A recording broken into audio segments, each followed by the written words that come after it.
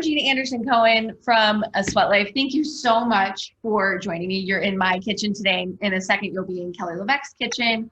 But this is actually our final workshop this week with Now.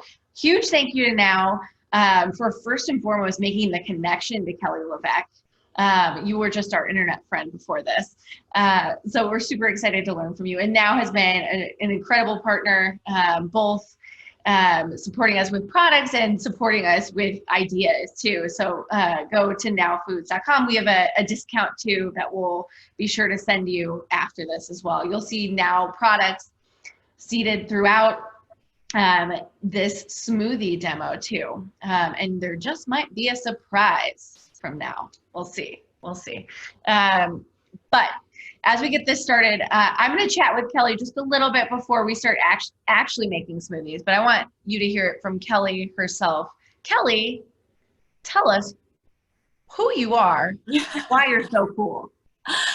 Oh, I don't know. I guess I would call myself mom cool now. I don't know if I'm really cool anymore, but I'm a holistic nutritionist based in Los Angeles. I'm down in Southern Orange County for the summer.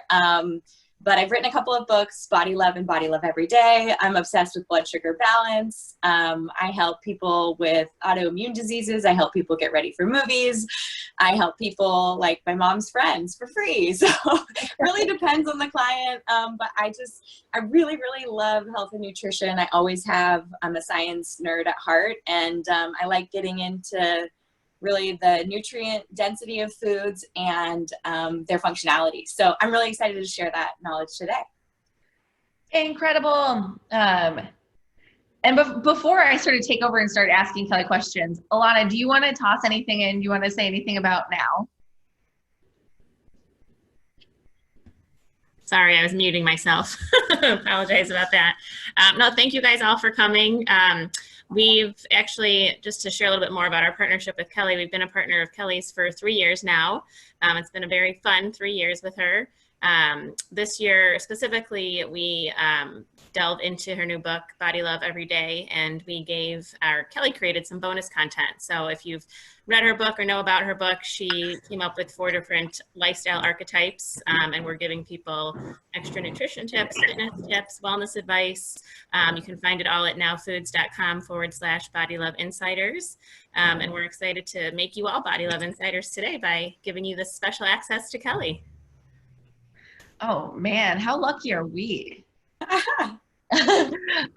So Kelly, I heard you mention something, blood sugar balance, and I'd be remiss if I didn't ask you to explain that before we jump into my first question I have planned for you.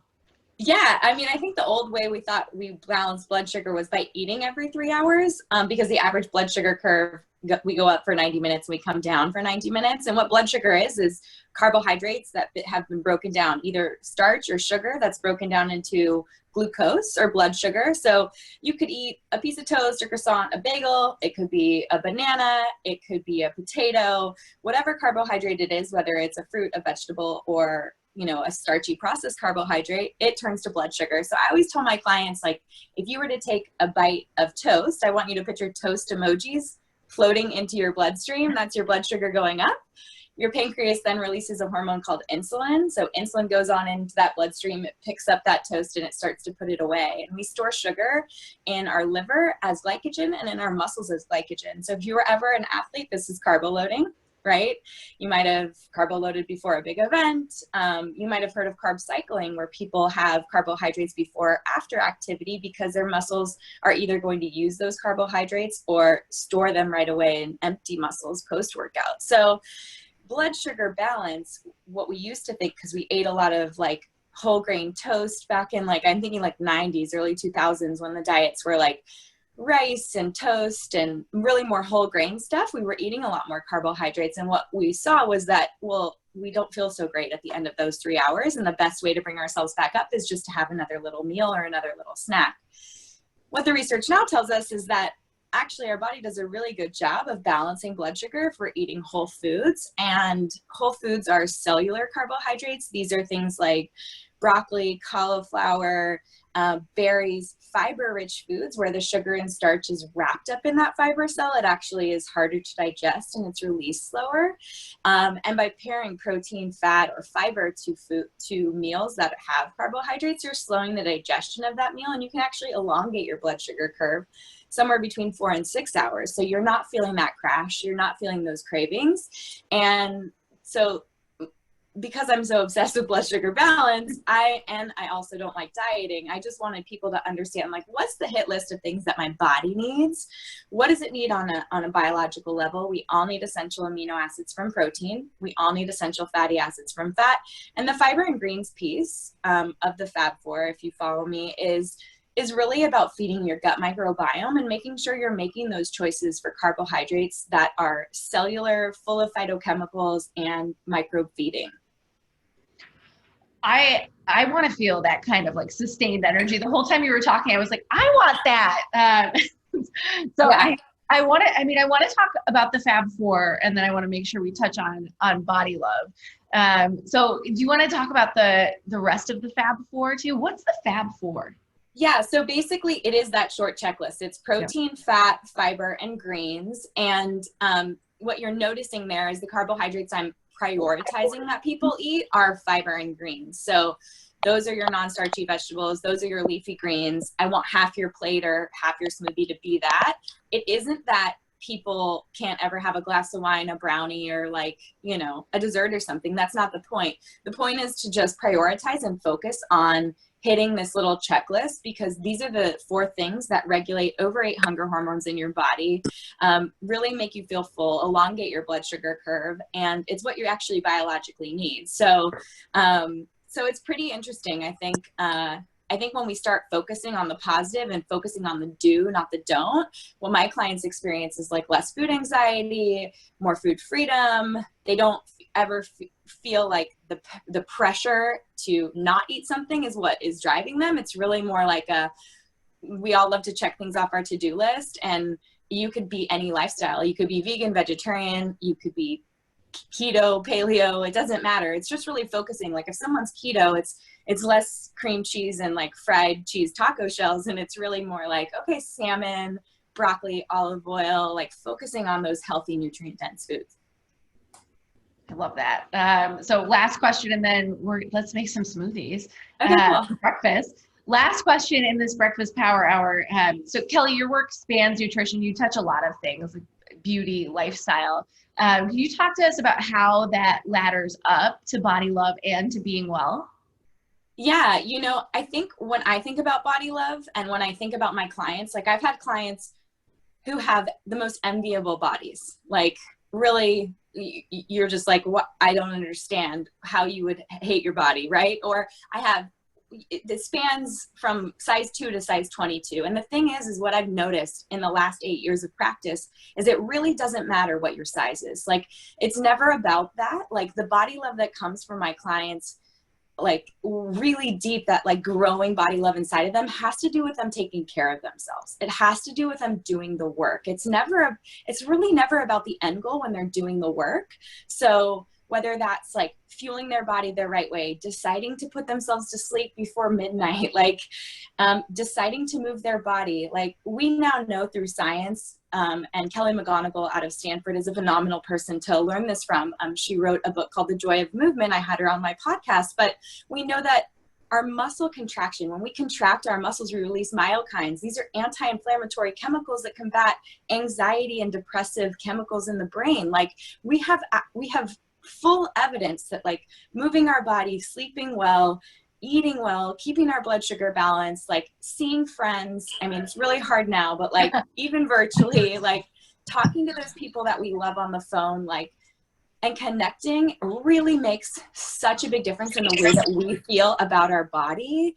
And so that's what I want people to realize. It's like, you're making the choice to clean out your chemical cleaning products, or you switch to clean beauty, or adding fiber to your smoothie. Like all of these things should be things that make you say like, heck yeah, like I'm so proud of myself for doing that. Like it's a way that you're loving on your body, and that really starts to come through in the way that you feel about yourself. So that's what I think about wellness. It's really just, it's it's loving on your body through action and then feeling that body love on the other end.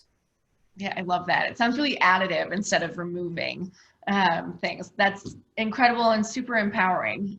Should we make breakfast? Let's do it. Let's do it. I'm going to go on mute and just watch you work. Okay. Well, we'll start with the FabFour smoothie because that is my bread and butter. That is like the kitschy formula that I created. But honestly, I created this smoothie formula because all I saw out on the market was a bunch of sugar. All the smoothie places I went to in high school and college was like all fruit, and that's fine, but we have to remember that like 2 cups of pineapple is 28 grams of sugar, but we won't, eat a bar that has more than 5. So just be aware that sugar comes from fruit, it comes from sugar cane, it comes from beets. So it's coming from a natural source, and blending it up can really spike your blood sugar. So we use the FabFour as the foundation of our smoothie today. And most of my smoothies, today we're making a Samoa, like the Girl Scout cookie. So I love this smoothie, and I'm using actually all Now Foods ingredients, and we can walk through each of them. But we will always put the FabFour in the blender first, and then we can add superfoods and build from there. So always, always, always, when you're making a smoothie, start with your liquid so stuff doesn't get stuck to the bottom of your blender. So 1 to 2 cups. If you like it thinner, 2 cups. If you like it thicker, 1 cup to 1.5 cups. Today I'm using unsweetened vanilla macadamia nut milk. So that's what we have in our refrigerator. We're not going to the grocery store too often around here, but unsweetened almond milk, unsweetened coconut milk. I'm not the biggest fan of the oat milks, but if it's unsweetened and just oats and water, I think it's fine. The reason why is because I like the ingredient that's being used to make the milk to be balanced nutritionally. So like nuts and seeds, whether that's mac nut, coconut milk, almond milk, it's protein, fat, and fiber in those things versus oats, which is just a starch. So when we blend it and pulverize it, it's actually going to have more of an effect on blood sugar. Okay, so now we're going to add protein. So depending on your lifestyle, you can either add a vanilla pea protein. This right here, and what I'm going to use in the chia seed pudding is the vanilla whey from Now, so grass-fed. And that is something that, yep, there you go. You got your pea. So it's really based on your lifestyle. I love pea as a plant-based option because it's lower in heavy metals than rice proteins. I like simple proteins, so that's one of the reasons why I like that pea protein from Now Foods, is that you can get less than 5 ingredients on the back of a protein powder. Your protein powder really shouldn't be like 30,000 things. You're making a whole food smoothie. So we have our vanilla protein. Now we want to add some fat. So we're adding, let me just grab a spoon. We're adding roasted cashew butter, but you can add almond butter, you can add peanut butter, really whatever butter you want. This is where it starts to taste like the base layer starts to taste like a cookie with that vanilla protein and the nut butter. And so then we're going to add fiber. Fiber options are chia, flax, and then there's actually a lot of fiber powders on the market that I love. Here's an example if you're looking for Now flax or chia. They come in these brown bags. But if you want to start adding prebiotic fiber to your smoothies, which the research is starting to come out right now, a lot of really good research on prebiotics. That's things like psyllium husk powder, inulin, acacia fiber, beta-glucan.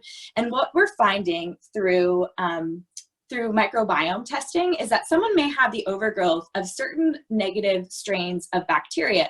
And what people used to tell them to do would be to go on a FODMAPs diet. Pull all of these foods out that feed this bad bacteria, don't feed it, right? And what we actually found is that by feeding your gut prebiotics like psyllium husk, acacia fiber, apple pectin, these types of prebiotics actually are going to start to feed your really good bacteria, and they're going to overtake the negative bacteria like streptococcus type species that live in your gut, which they all naturally live in your gut. We all have like 10 to 15 to 20%, but a great thing to do would be to get a microbiome test. Gut Bio is a great one from Longevity. Genova, if you work with any functional doctors, it'll tell you like what your species look like. But if you don't want to even get the test done, just adding an extra tablespoon of something like that, like a prebiotic.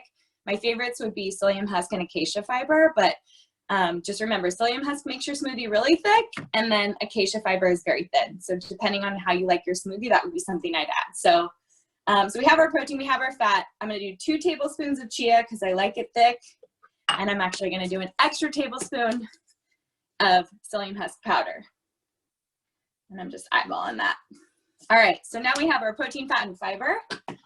To make it a true FabFour smoothie, we would add a handful of greens. You can or you can't. So the way that it works with clients is I have certain clients that say, I'm never going to put spinach in my smoothie. Gross. Okay, I would love for you to eat a salad or some leafy greens and some broccoli at lunch and like really up your vegetables the rest of the day. All of my smoothies in my books are really dessert. Most of them are dessert flavors like PB&J and things of that nature. But if you are up for it, let's grab a handful of greens and throw it in. If you're going with the dessert flavor, that works for me. So hold on one sec, let me grab it.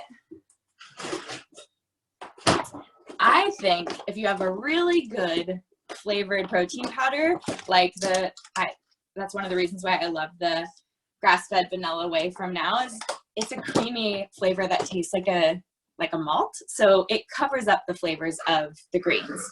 Now to make it Samoa, we need chocolate and we need coconut. So the best way to do that is cacao nibs and coconut, and you can add a tablespoon of each. Cacao nibs make it crunchy. You're going to taste all these coconut, little pieces of coconut as well. And so this is how we build those flavors. And then a little shake of cinnamon, and we're good to go. Perfect. And we'll just blend this up.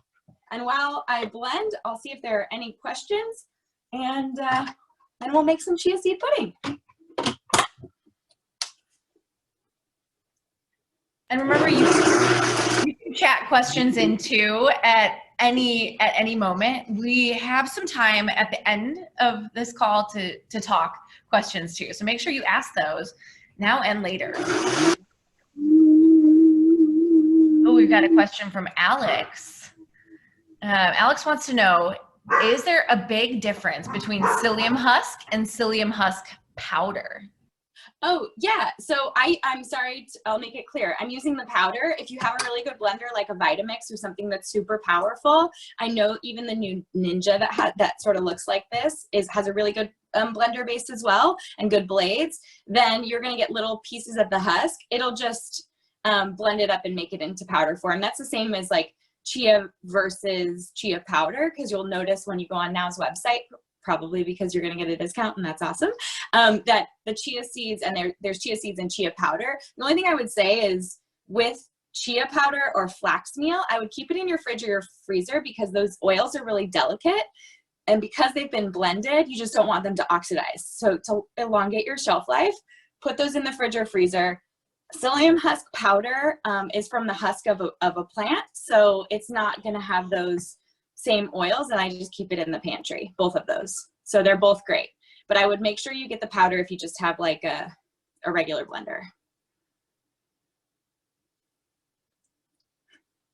Haha, mute. A lot of good questions. We've got one about pre versus probiotics. So besides prebiotics, what are your thoughts? Yeah, so, well, prebiotics is the food. So if you think about prebiotics, that's food for probiotics. And we can coin the microbes that live inside of our gut as probiotics, because you're taking certain strains of those when you take a probiotic pill. So, so really, the probiotics that you may buy, and I know Now Foods has some great ones, ones that I use in my coconut yogurt too, because they don't have prebiotics or fillers. It's just strictly probiotics. But the probiotics are great to take just because that's a great way to increase the diversity and the quantity of the bugs living in the microbes living in you. But really, prebiotics consistently every day as well is a great way to really just up the quantity of microbes living in your gut microbiome and really start to protect the inside of your body by creating that, what we would think of it like a beautiful shag rug of bugs in our like colon. So I like to tell my clients that their colon is like a Harry Potter wood floor tunnel, and it's really delicate and it can scratch and become quote unquote leaky or have holes in it. And we need a big shaggy rug to cover it. And the shaggy rug is your probiotic bacteria. So the more probiotics you take, you're filling in the holes. The more prebiotics you take, the more those multiply and really become like thick and protective. I cannot unsee that visual. I love that. We'll do one more question and then we'll drink our smoothie and move on to the next thing. Okay. This one's easy. Do you ever use ice in smoothies? I got lazy. I may have been making smoothies for like 8 years.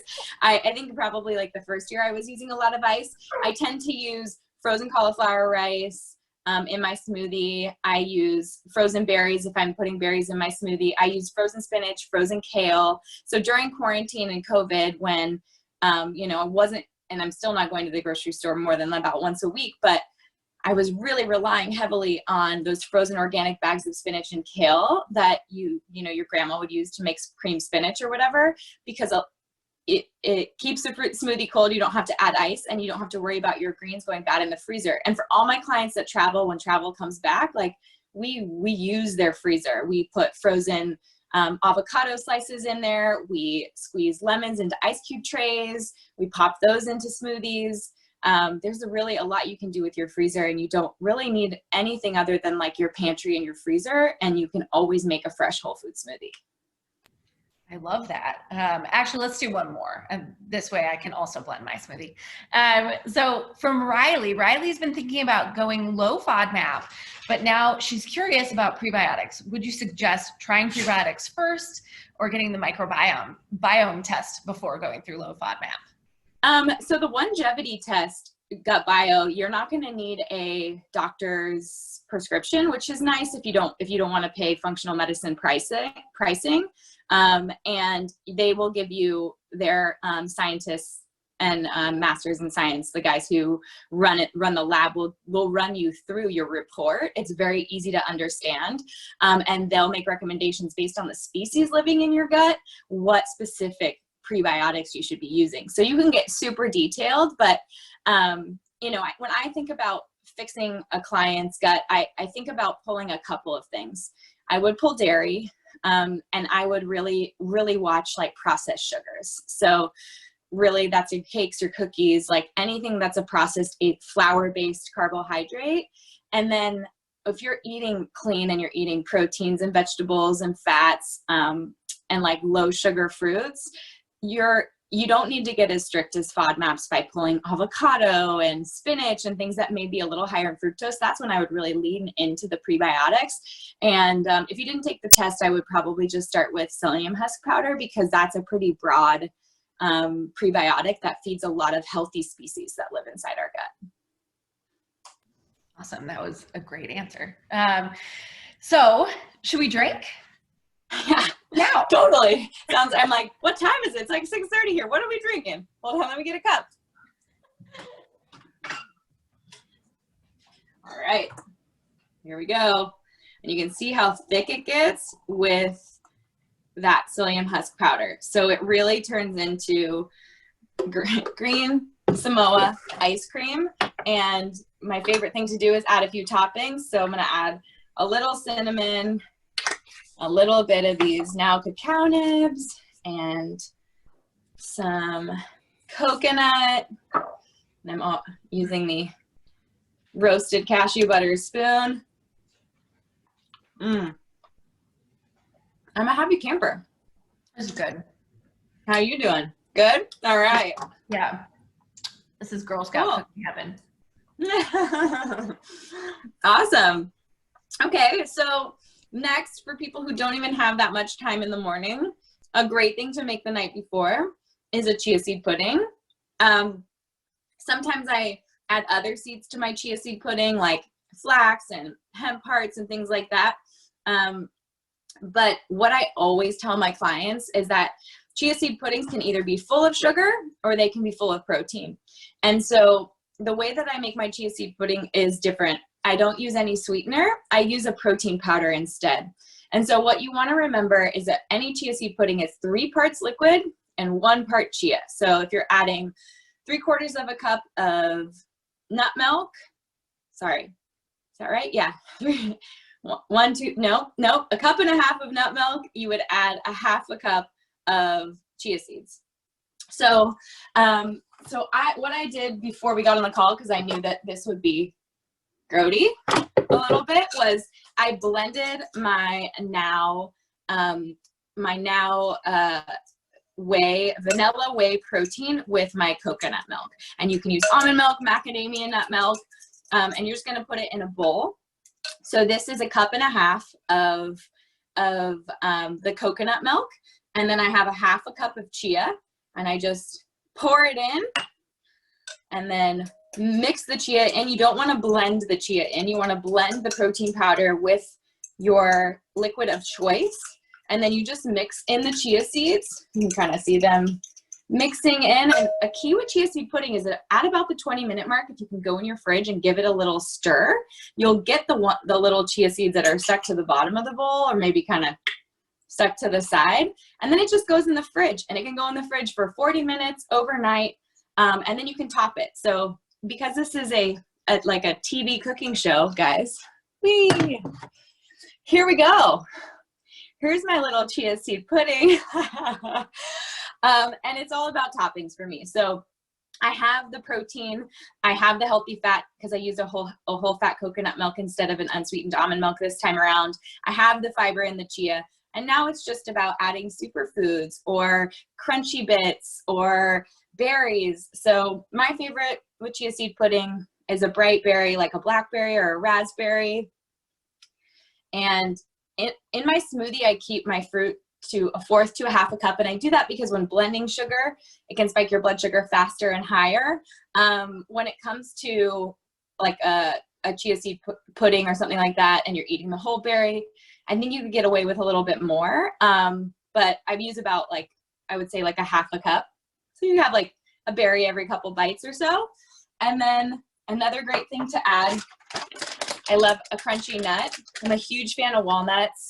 I have a walnut butter recipe in my new book using these Now Food walnuts. I actually will put them in my freezer. So if you ever use a food processor to make nut butter, put your nuts in your freezer beforehand, because the food processor will heat up those nuts and oxidize those oils. And then you have hot nut butter at the end, and you have to put it in your fridge. But if you freeze them, it's a perfect cool consistency when it's done being blended. These hacks are going to save my life in the future. They're really easy, and they're really fun. And most of all, it's just really delicious. So if anyone has any questions about this little easy to make little breakfast or dessert, let me know. Ooh, we've got a question. How long will the chia seed pudding last in the fridge? Can I prep it for the week? Yeah, you can definitely go 4 to 5 days easy on chia seed. You could even go a little bit longer. It does start to separate. You're going to see some of your coconut milk, the thick part and the watery part, kind of come to the surface. But I would say 4 to 5 days in the fridge is great. A lot of the products, chia seed pudding and the mush stuff that you see now over by the yogurt aisle in grocery stores, all they've done is pasteurize it for a second, heat it really hot to kill any microbes. So, if you have really sterile technique in your kitchen, technically it would last a lot longer, but let's not test it. Oh, we've got so many questions. Sierra wants to know, did you use full fat coconut milk? I used I had a can of light, but if I had a full one, I would use a full one. Kind of just depends on what's in stock on Thrive Market or at my grocery store. Oh man. Celine said, wait, did you add the almond butter? I think I missed it. I didn't add the almond butter to this one because I used full fat coconut milk. But if you didn't use full fat coconut milk and you used unsweetened almond milk, or you used unsweetened almond milk, or you used unsweetened like one of these type of nut milks, you want to make it thicker and creamier. And so then you would add a fat. So I like a nut butter, then it kind of tastes like a cookie again. We're getting back to, again, I'm just trying to find a way to make just healthy desserts, I think. So that it's based on the fat content of whatever milk you're using. And anytime I'm using a can, I won't use the added fat. But if you are using a carton, it'll thicken it with your nut butter, and it'll thicken it with your protein powder, and then you can follow the same ratio. Josephine wants to know where you got your smoothie cups. These things? These things? I think so. So I'm actually living in a we put all we put our house in storage, and we're living in a beach house for the summer, and these are not my things. So I don't know, but it actually looks like the cups that I registered for my wedding at Crate and Barrel. So they still have them. We got our kitchen cups at Crate and Barrel, and that looks about the same. And I'm pretty sure this is a martini glass. Yeah. So I like your style. Not mine, but I'm not a guess. It's kind of weird. I was telling Alana, I live in a Tommy Bahama weird Airbnb, but it's honestly we just needed more space with quarantine and our little son. So yeah, close to a beach that's open, and I have an office to Zoom instead of sitting on my bed.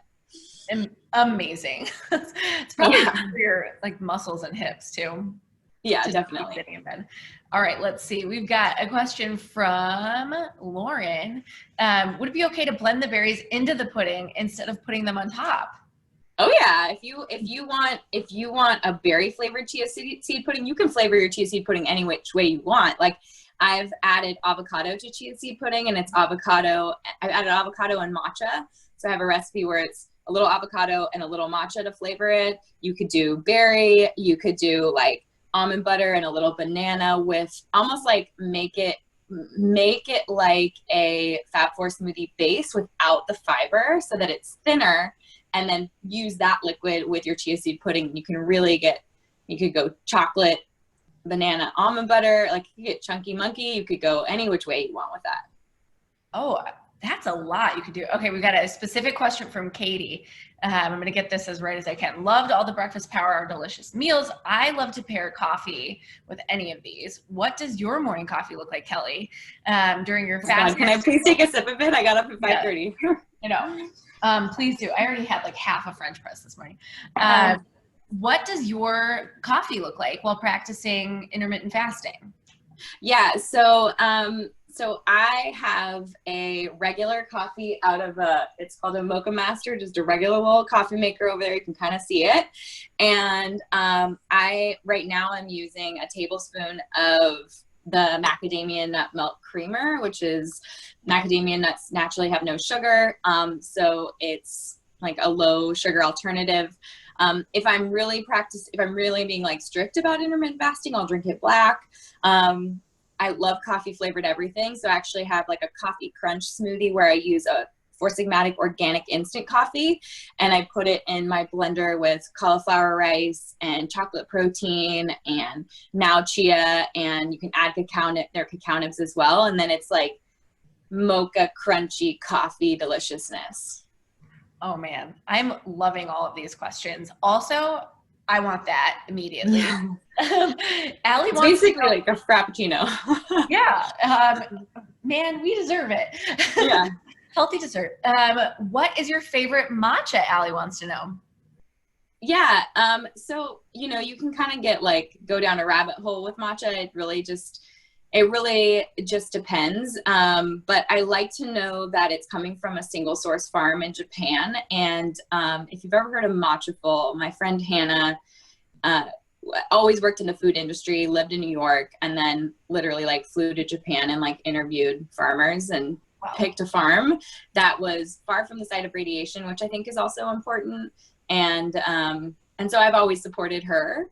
So I would just make sure that you're picking quality, and that all it contains is matcha, because you can add vanilla proteins and you can add all of that, anything else that will add sweetener.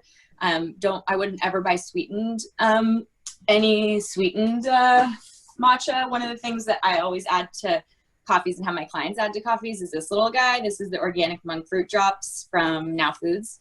And if you don't, if you've ever done if you go monk fruit, you may not go back to stevia, but They do have some flavored stevia, like their vanilla cinnamon and their chai, which are sort of addicting too. But if you like just a sweet, a couple drops of monk fruit in a matcha in a coffee, and that's delicious. Yeah, we are addicted to the monk fruit sweetener at my house. The other morning, my husband used the last drop, and he was like, "We have more, right?" I had to go find some. Yeah. He can hear me talking right now. He's fine. Okay, so Allie also wants to know, do you do bulletproof coffee? Yeah. So I would, if and when I do a bulletproof coffee, it would probably be like on a weekend. And I would like, you know, it's sort of like, I don't say wake up slow because I have an 18-month-old and he's like, wake up fast at 5:30. But yeah, I consider it a fat fast. So I don't add anything other than MCT oil. And let's see, I'm using this guy. And I love that it's organic. That makes me really happy. And so I'll add the MCT oil and I'll add ghee from Fourth and Heart or Thrive Market, depending on what they have.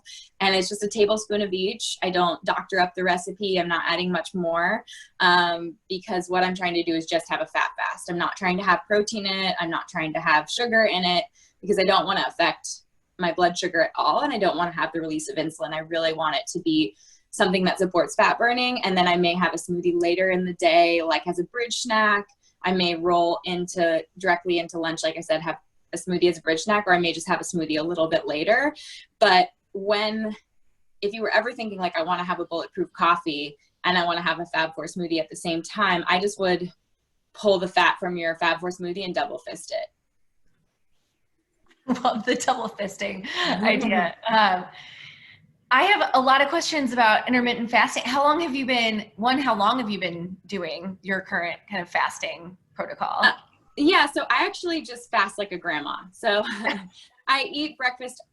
This is, having bites of this and being on Zoom is a little different, but most of the time I'll have my smoothie around 9 or 10 in the morning based on how I feel. I get up, I have a little coffee, I move my body. Like sometimes that's yoga, sometimes that's walk around our neighborhood or this like little hike switchback area that we have now here. But I'm always trying to like move or foam roll or do something like that.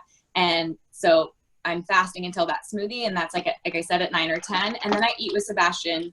And that happens somewhere between 5:30 and 6:30. And I don't eat after 7. Like that's just kind of how I shut it down. The research is really amazing about insulin sensitivity being the highest during daylight hours. So when people aren't eating until 1 or 2 in the afternoon and then eating until 8 or 9 at night, they're not getting the results that they could be getting if they push that window a little bit earlier. Our body just knows what to do with food a little bit better earlier in the day. And if you're talking about like dealing with cravings, especially in the late afternoon, we do a better job calming those cravings by having protein earlier in the day. So I always tell my clients like the most important meal to have a balanced meal is breakfast, because it really dictates how your blood sugar curve will go the rest of the day and your ability to not sort of like do those pantry flybys where you're like, what's in here? Oh, I'm guilty of those. Those are real. Okay.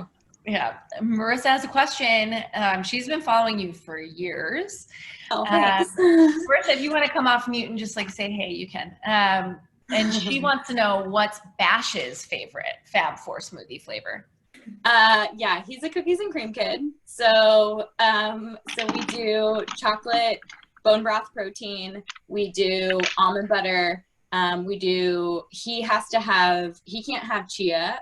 He's allergic to chia. So we either do flax meal or I just put a little psyllium husk powder in. Most of the time I'm using like the psyllium husk powder or acacia just because of his chia allergy. I'm a little sensitive with the seeds. He has eczema. So like we have to be careful with dairy, nuts and seeds, like seafood. And I always have to be really careful to watch, like, is he flaring? So it's a little bit, we have to be a little particular, but, and then spinach and then blueberries.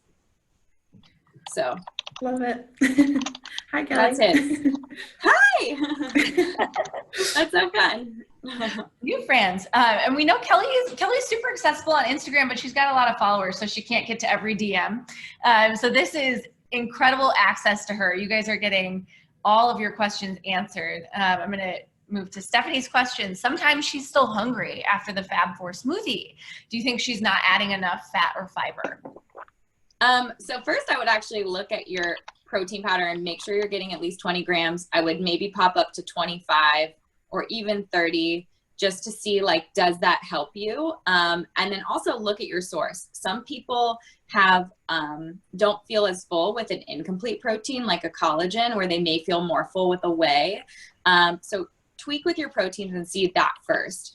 Second would be, like, you may need to chew to feel full. So one of the things that I might suggest would be to pull berries and maybe just throw nuts on top of your smoothie instead, and really focus on it being protein and fiber and like your leafy greens and things of that nature, like bowl style, and then throw like frozen berries or nuts on top to get that crunch and get that chew. Take you a little bit longer, because the weight in your stomach and the stretching of your stomach to calm this hunger hormone called ghrelin is really important. So sometimes people are like, I like a thin smoothie. They make it thin. They don't use enough protein, and they're like, I'm still hungry. So just check that out and see how that makes you feel. And try to DM me or comment me. I will try my best to find you. Okay, let's see. We've got another question about people are finding your intermittent fasting tips hot tips. Cool. Stephanie said, do you do this intermittent fasting every day? And what time would you eat lunch? Yeah, for the most part, since Sebastian has been like eating with us, that's kind of the way that I've been eating. It's been really helpful because, you know, late night eating is a slippery slope. Like, yeah, you bring a chocolate bar home and then there's like something crunchy in your cabinet, and 9 o'clock is a really tough hour when you're in that habit. So getting out of that habit and like reminding myself to stay out of it is important. And especially when my husband comes and sits down on the couch with like Simply or whatever that Elizabeth's granola is, and is like pounding the whole bag, you know? So I would say that when you can get into the habit of something, staying in a habit is a lot easier than like trying to get back in all the time. But tips for it would be like, make spa water, make yourself some tea, even using a diffuser. Now Foods has an amazing line of like organic essential oils. And if your apartment or your house smells like orange or lemon or lavender, like the chances that you're going to be like, ooh, brownies and lavender, like that can actually really help. If it feels like a little bit like a spa, turn your lights down. Even like not having your lights bright and on will calm your body and keep you from wanting to snack. Hopefully that helps. Oh, that's actually the second time this week we've had a hot tip around turning your lights down later in the day. One, just go to sleep too. Yeah, it really, really helps. There's hue lights by Philips that actually automatically start getting more amber and orange as the day goes on. And so it actually lowers your lights for you throughout the day. I mean, that's for people who probably have a house and are really techie, but that's my future. I'll definitely have that in the future. Got a smart house that helps you stay healthy. Katie, I just want to give you the shout out from Katie. She loves your podcast. Oh, thanks. And then Cassandra, she said, how does the FabFour smoothie or life adapt when you're pregnant? Is vegan protein still okay? Whey or collagen best? She just wants help. Yeah, so I personally stopped using plant-based proteins when I was pregnant. I have clients who are vegan or vegetarian who still use plant-based proteins, but that's when it's really important to be choosing a brand like Now, who has limited ingredients, who has major testing and quality control. You know, anyone can go out there and like white label pea protein or a blend and, you know, have a cool brand and you're like, oh, yay. But the testing is really important when you're pregnant. And when it comes to like, if you live in California, everything has, you know, warning labels, because anything that comes from the ground or the soil is going to have a potential chance for heavy metals. This is including literally the stuff on your, people don't realize this, but like even in your produce section, like all of like the squashes and stuff, there are micro doses of heavy metals. So it's really about like quantity, and the more powdered stuff that you eat that's from the ground, the higher chances you have of ingesting heavy metals. So that's plant-based proteins, that's the powdered superfoods. So I was just a little bit more, I don't want you to feel overwhelmed or be crazy about this, but I just was like careful about stuff like that. Like I would go have a coffee out, but I drank coffee when I was pregnant, like a cup a day or whatever, but I didn't just like buy a matcha anywhere. And I didn't just like add superfoods that were sent to me to my smoothies and stuff like that. Like I really kept it simple to whole foods. And I probably added more fruit, not more than the serving, but I tend to like do a lot of fruit-free smoothies that are like dessert flavors, like the Samoa cookie that is a little bit less sugar. But you crave more carbohydrates when you're pregnant and you're using a lot of energy to like make a baby. So I probably had more cookies and cream flavor smoothies and added more berries to my smoothies throughout. And then when I was breastfeeding, flax meal, you know, flax and oats are known to like support milk supply. I didn't find that the research on oats was really strong, but flax is a stronger source of the phytochemical that can affect milk supply. So I used the flax meal or like golden flax seeds that I showed you earlier in the majority of my smoothies, and would sometimes add an extra 1 to 2 tablespoons of that stuff just to like make it a little thicker, make it feel a little bit more like a dessert and like a thick smoothie versus like I'm making a smoothie. So I used collagen. I use, you know, a lot of the OBs that I work with when I have clients who are pregnant recommend whey because of the processing. Like whey, a grass-fed whey, to make whey, it's curds and whey. So you literally, it's like you're making cheese, and the byproduct is this watery substance called it's whey and water, and it's dehydrated. So the process is chemical free, which is really nice. And a lot of research is based on whey. So if you don't have a problem with whey, I think it's a really clean source when you're pregnant. Awesome. And for kids too. We've got questions. Guys, we have a few more minutes with Kelly. So if you have a burning question, go ahead and ask it. But from Lisa, first of all, she met you in San Francisco one time outside of Wrecking Ball. And you talked about Carbohydrate Purgatory.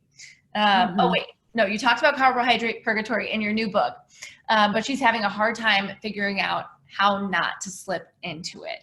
Help. Yeah, I mean, so basically what ends up happening is I've had clients who go really strict FabFour, but they lean really, really low carb. They're almost basically keto, but they're not in keto, and they're not blood testing to get into ketosis, and they're not urine testing to get into ketosis or breath testing into ketosis. And that makes you feel like you have really low energy. It can affect your hormones. And so for clients who I see eating that way, I'll tell them to add a light starch to at least 1 meal a day. A light starch looks like butternut squash, sweet potato, you know, a half a cup of berries. Like I need to see a source of, and it can be a natural, colorful, cellular carbohydrate, but I want it to happen at least once a day. And if they're working out, I would say before or after a meal. I tend to prefer after a meal because your muscles are so insulin sensitive. They do a really good job of sucking that sugar into your muscles. So I'm more of a carb backloading. If you find yourself going into carbohydrate low carb purgatory, would be to add a cup of like of a light starch, like a squash or a sweet potato or something, or to add berries or an apple or a pear or something that's going to give you some sugar or starch so that you're not super depleted, but knowing that your muscles are going to do a good job of sucking it back up. Whew, low carb purgatory. Okay, Stephanie wants to know, do you have any favorite easy lunch ideas for during quarantine? Yeah, so I've been making a lot of egg salad and salmon salad and a lot of chicken. I mean, so as a mom, I would say like it totally changes your life because you have to have food around for your children. Like you can't just be like, oh, I'm going to just make this real quick in a half hour. When they're hungry, they're like screaming at you that they're hungry. So we have a lot of proteins that are pre-prepared. Like I will say I'm not making as many rotisserie chickens as I used to make. I am being a little bit lazier, and I am doing like a boneless, skinless chicken breast that I butterfly so it's really thin and easy to cook. And I'm either pan frying it or like putting it on the barbecue and making like 8 of those and cutting them, you know, like into thin little slices, kind of like the chicken that you would get already cooked and pre-sliced at a grocery store. So I have that around. And I have like butter lettuce cups and romaine. I always have like sort of what looks like a salad bar in my fridge. I'll show you these really cool containers real quick. Yeah. And while Kelly's pulling her containers, I want to remind you guys that we'll actually be giving away her book to 2 of you, as well as a $150 gift card to Now Foods. Okay, container away. Woohoo! Okay, so these are called OXO Green Saver containers. And what's so great about them, and I don't have a relationship with this company, they're probably like, she talks about these boxes all the time. Well, it's just because honestly, they have so many different sizes. And so what I do when I get home from the grocery store is I will literally just like cut off the stem, trim them, you rinse them directly in this container, and then you drop the container into the box. The box has a carbon filter on top. So I feel like this is like an infomercial. A carbon filter on top, which lowers the respiration rate. So your vegetables and your fruits stay crispy, crunchy, they don't go bad.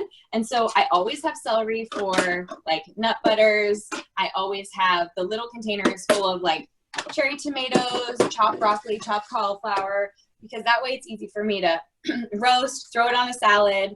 And then I have my big salad spinner that anytime I get home from the grocery store and I've bought like heads of romaine or butter lettuce, I pull the bottoms off and I rinse them off and I spin it, and then I'll just throw a little paper towel on top and close the lid, and I'll store it in my fridge like that so that I can just grab the lettuce cups and fill it either with like I said, the tuna salad, the salmon salad, the chopped chicken, and then it's like avocado, some chopped cucumber, and then maybe like either like a dressing or a mustard or like a tablespoon of hummus. It's just the greatest. So I do a lot of like put it together salad or lettuce cups sort of a thing. And if I'm doing like a salmon salad or a tuna salad, I may even just do some Jill's crackers, some sliced cucumbers, and I'm like snack lunching because I like that crunch. Oh man, add to cart immediately. We're gonna ask maybe 2 more questions, definitely 1. So from Katie, Katie's been loving practicing the FabFour lifestyle the past couple of months. Any advice going into marathon training? Yeah, there's a company called You Can. It's a super starch. I think you should check it out because marathon training, a lot of times they're telling you to goo and to gel. And what happens with goo and gel is that you eat that sugar. The minute that you eat that sugar, your body releases a large amount of insulin, and insulin keeps you from being able to be metabolically flexible and burn fat while you're running. You're actually just burning sugar and glycogen. So stored sugar and glucose and really just sugar sources, which is why when people say you're going to bonk or hit the wall, like you're going to get to that mile 21 or whatever and literally be out of fuel and not know who you are. And you see this happen when people aren't fueling right. It's really scary. But what's so cool about UCAN, UCAN, is it's a super starch that I use with my athletes. And what it does is it provides them starch that is available for their muscles and the source in a way that doesn't have the same release of insulin, so that you're able to actually oxidize free fatty acids while you're running. So I would look into that. And then I would do the same thing. I would carb backload after runs. I don't think you need to be carbo loading any run. Really depends on your athletic prowess, but any run under 5 miles, we don't need to be like preparing for. You have all the stores for that in your body. You don't need to be gelling, gooing, like anything like that. You could go out for a 5-mile run totally fasted first thing in the morning and have great results. It really has to do with the nutrition that you're putting in your body the night before. But check out UCAN, go watch their videos. It'll kind of explain how some of their like professional football players and marathon runners and ultra marathoners use that product. It's pretty special. Incredible. We have 2 winners to announce, and then we'll all go on with our days, having the best day ever. I do want to point out that a lot of people are like, is this session recorded? It was so amazing. And big thanks. So we have 2 winners, and it's Alex Ariopel and Katie Mancuso. Were chosen at random. So I'll follow up with you via email, and we'll get you all of your prizes. Thank you guys so much for starting your day with us. If you want to say thanks to Kelly, you can come off mute and do it. Thank you, Kelly. Thanks, you guys. Thank you. Thank you. Have a great day. Thank you so much. Thank you.